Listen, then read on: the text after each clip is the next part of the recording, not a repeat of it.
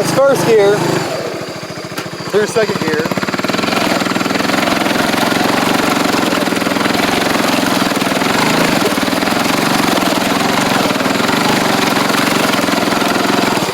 Here's third gear.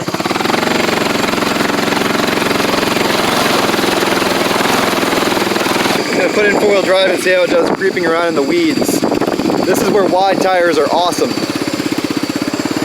This bike's also very light.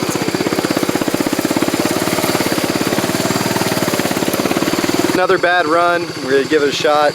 The torque this thing puts down is just absolutely relentless.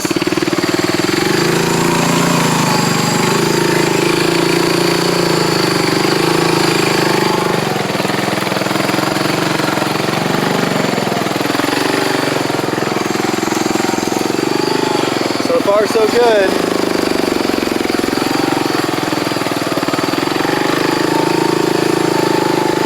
This is the bad spot right here.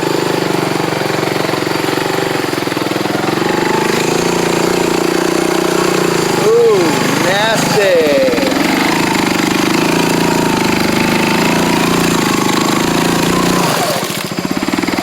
Oh no!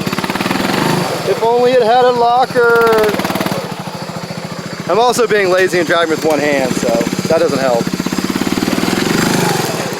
Oh no, it's stuck it. Pretty much drove itself out. Had to set the phone down so I could use both hands, but it's not stuck anymore.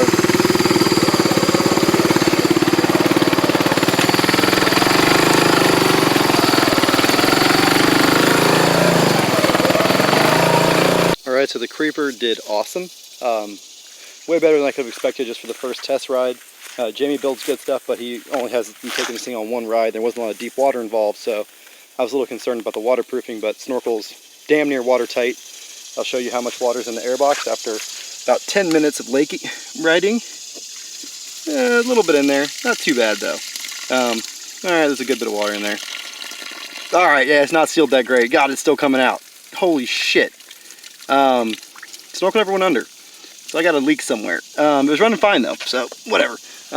Need to address the waterproofing on the airbox. Whatever. As you can see, it's a giant weed ball right now, and you could really feel that bogging the engine down sometimes. First gear doesn't really care, but when you shift into second, even on flat ground, when the paddles get that much weed spinning around, it kind of makes the clutch slip a little bit. So, paddle's awesome for ruts and clay, but not so great for the weeds. But yeah, it did great. It does reverse wheelies very easy. Regular water wheelies are a little hard, right? Because it's got such a long stretch. But that's good. It gets puts more weight on the front wheels, and the front wheels are where the ground clearance is on a solid rear axle bike. So, pretty happy with that. I can feel these heims kind of shifting around. I'm not sure what kind of a spacer setup you use, but I have a feeling that's a 13mm inner diameter heim or 1/2 inch and a 10mm bolt. So I'm probably going to put those same heims I'm using. I'm pretty sure these are 1/2 by 20 thread pitch, so I should just be able to thread those expensive ass heims I use in there, which will be nice. Only problem is when I do that, it's going to move the arms forward another half an inch, 3/8 of an inch, but I think everything will line up still.